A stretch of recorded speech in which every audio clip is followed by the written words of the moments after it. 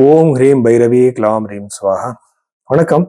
இன்னைக்கு ராசி பலம் பார்க்கறதுக்கு முன்னாடி பாருங்க, நிறைய பேர் ஒரே ராசியில பிறந்திருப்பாங்க, ஒரே டேட்ல பிறந்திருப்பாங்க.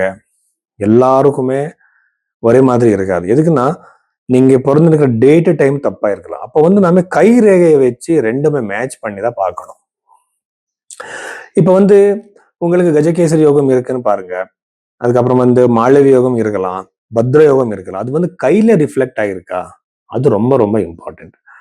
எதுக்குன்னா, உங்க டேட் ஆஃப் பர்த் சேஞ்ச் ஆயிருக்கலாம், உங்க பர்த் டைம் மிஸ்டேக் ஆயிருக்கலாம்.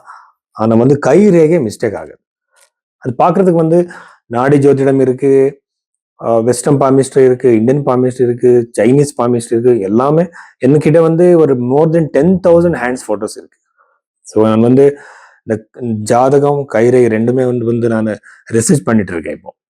ஸோ அப்போ இப்போ கஜகேசி யோகம் இங்கேயும் ரிஃப்ளெக்ட் ஆனா ரொம்ப நல்ல ரிசல்ட் கொடுக்கும். இப்போ ஃபார் எக்ஸாம்பிள் உங்க ஜாப் எப்ப கிடைக்கும், கல்யாணம் எப்ப நடக்கும்னு ஒரு கேள்வி இருந்தா, அது இங்க சுக்கிர ரேகை அந்த ஏஜ்ல டச் ஆயிருந்தா, அதே டைமுக்கு சரியா அவருக்கு ராசியில கூட சுக்கிரன் குரு கிரகம் கரெக்டா அந்த டிரான்சிட்ல வந்துட்டா கண்டிப்பா அவருக்கு கல்யாணம் நடக்கும். அதனால கை ரேகை ரொம்ப இம்பார்ட்டன்ஸ் கொடுக்கும். மேட்ச் மேக்கிங் கூட இப்ப மேரேஜ் மேட்ச் பார்க்கும்போது கூட நான் கை ரேகைக்கு ரொம்ப இம்பார்ட்டன்ஸ் கொடுக்குறேன். ரெண்டு பேரோட கை பார்த்து, இங்க இருக்க லைன்ஸ் பார்த்து அவரோட சைக்காலஜி, அவரோட தாட்ஸ் எப்படி, அவரோட கரியர் பத்தி எல்லாமே நான் சொல்ல முடியும். அதுக்காக இந்த மாதிரி கன்சல்டேஷன் எடுத்துக்கிறதுக்காக நீங்க பைரவி ஆஸ்ட்ரோல நீங்க இந்த கன்சல்டேஷன் எடுத்துக்கலாம். எனக்கு கொஞ்சம் டைம் கொடுத்தா கண்டிப்பா நான் எல்லாமே பார்த்து டீட்டெயில சொல்றேன். மேச ராசி 2026 மே 18ஆம் தேதி 18th அப்புறம் இந்த மேச ராசியில பிறந்தவருக்கு என்னென்ன விசேஷங்கள், என்னென்ன பாசிட்டிவ் நெகட்டிவ் இருக்குன்னு நம்ம பார்க்கலாம். ஸோ அப்படி பார்க்கும்போது ராசியில இருக்கிற செவ்வாய், இப்ப பாருங்க, செவ்வாய் தோஷம் கேன்சல் ஆயிடும். செவ்வாய் மேசத்துல நீச்சமானா, அதுக்கப்புறம் மகர ராசியில இருந்தா எக்ஸால்டட் ஆனா அவருக்கு செவ்வாய் தோஷம் இருக்குது. அதே மாதிரி செவ்வாய் இங்க இருக்கிறது ரொம்ப நல்லது. எப்படி? திருமண யோகம். ரெண்டாவது உடம்பு பிரச்சனை, ஏதாவது உங்களுக்கு ஹெல்த் ரிலேட்டட் இஷ்யூஸ் இருந்தா அது சரியாயிடும். ப்ராப்பர்ட்டி வாங்குற யோகம், இதுக்கு சதுர்த்த பாவத்தை அது பார்க்கும். ப்ராப்பர்ட்டி வாங்குற யோகம், ப்ராப்பர்ட்டி வாங்குறது, எஸ்டேட் வாங்குறது, அதுக்கப்புறம் நிறைய விஷயங்கள் இருக்கு ப்ராப்பர்ட்டி ரிலேட்டட். இது எல்லாமே சரியாகிற சான்சஸ், இது எல்லாமே ஒரு இம்ப்ரூவ்மெண்ட் ஆகிற சான்சஸ். ப்ராப்பர்ட்டியை நீங்க ஆல்ட்ரேஷன் பண்றதுக்கு உங்களுக்கு மனசு இருந்து அங்கே கூட சான்சஸ் அதிகமா இருக்கு. ரொம்ப ஈஸியா நடக்கும். அஷ்டம பாவத்தை இந்த செவ்வாய் பார்க்கும்போது யூஸ்வலா பூர்வீக சொத்து கிடைக்கிற வாய்ப்பு அதிகமா இருக்கும். பூர்வீக சொத்து கிடைக்கிற சான்சஸ் அதிகமா இருக்கும். ரெண்டாவது திருமண யோகம் கூட அதிகமா இருக்கு. எதுக்குன்னா 7th லார்டு சுக்கிரன் 3வது வீட்டுல இருக்கும்போது உங்களுக்கு திருமணம் ஆகிற யோகம், நல்ல சம்பந்தம் கிடைக்கலாம். அதுக்கப்புறம் லவ் மேரேஜ்க்கு அக்செப்டன்ஸ் கிடைக்கிற சான்சஸ் அதிகமாக இருக்கு. இந்த டைம் பீரியட் லவ் மேரேஜுக்கு ஒரு அக்செப்டன்ஸ் உங்க வீட்டுல கிடைக்கலாம்.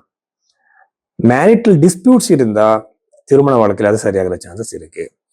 கரியர் நாம பார்த்தா தசம பாவத்தோட லார்டு சனி 12th ஹவுஸ்ல இருக்கிறது அவ்வளவு பாசிட்டிவ் கிடைக்காது. ஆனா வெறும் வெளிநாட்டு ஜாப் யாரும் தேடுறீங்களோ, வெளிநாட்டுக்கு போற, வெளிநாட்டு ஜாப் சேஞ்ச் பண்றதுக்கு முயற்சி பண்றது நிறைய பேர் கேட்பாங்க. அந்த மாதிரி பாசிபிலிட்டிஸ் அதிகமா இருக்கு. Only for the people who are looking for the abroad jobs.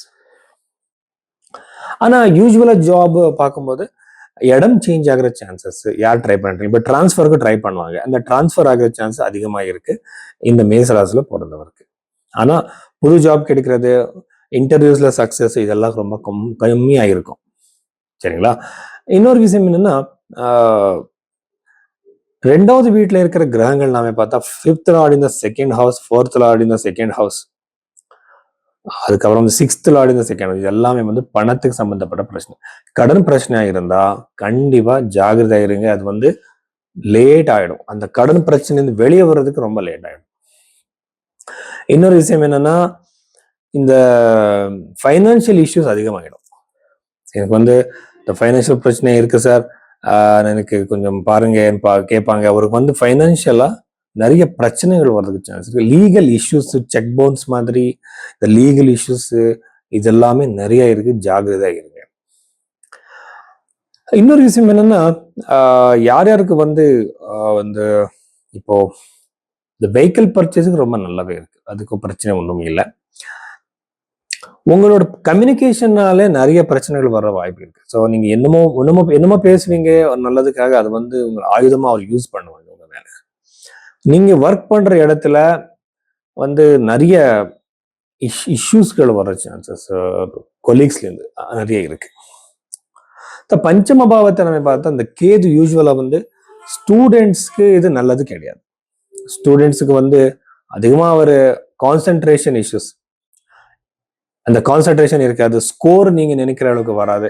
இந்த மாதிரி எல்லாம் இஷ்யூஸ் இந்த மேஷ ராசியில பிறந்தவருக்கு இருக்கு.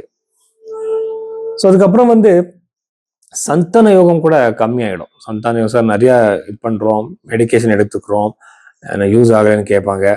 பாருங்க, ஒரு சந்தான யோகம் பத்தி பாக்குறதுக்காக ஸ்வேதஸ்புடம், பீஜஸ்புடம் எல்லாமே பார்த்து இந்த சப்தாம்ச சார்ட் கூட நாம பார்க்கணும். கை ரேகையில இருக்கிற சந்தான யோகம் எப்படி இருக்கு நம்ம ஈஸியா சொல்லலாம். அது ஃபர்ஸ்ட் பார்க்கணும். நாடி பாமிஸ்ட்ரி ஒரு இதோட பார்க்கணும் நாம. அப்படி பார்த்தா அதை பத்தி நம்ம ஈஸியா சொல்ல முடியும். ஆனா வந்து நிறைய டைம் வந்து பர்த் டைம் சரியா இருக்காது. அப்போ வந்து அசெண்டன்ட் தப்பாயிடும். அசெண்டன்ட்னா லக்னம். ஸோ உங்களோட குழந்தைகளுக்கு அவ்வளவு முன்னேற்றம் இருக்காது, சக்சஸ் இருக்காது. சந்தான யோகம் கூட கம்மியாக இருக்கு இந்த ராசியில பிறந்தவருக்கு. யார் யார் வந்து இந்த லவ் ரிலேஷன்ஷிப்ல வந்து பிரிகிற சான்சஸ், செப்பரேட் ஆகிற சான்சஸ் அதிகமாக இருக்கு. ஏதோ ஒரு சின்ன விஷயத்துக்காக, சின்ன காரணத்துக்காக. அதனால உங்க கம்யூனிகேஷன் மேல உங்களுக்கு கண்ட்ரோல் இருக்கணும். கம்யூனிகேஷன்ல கண்ட்ரோல் இல்லைன்னா நிறைய பிரச்சனைகள் வரும். அதனால ஒரு பிரச்சனையை ஒரு எக்ஸ்ட்ரீமுக்கு கொண்டு போகாம அங்கேயே சால்வ் பண்றதுக்கு ட்ரை பண்ணுங்க. ஸோ இவ்வளவு விஷயங்கள் வந்து மேச ராசியில பிறந்தவருக்கு.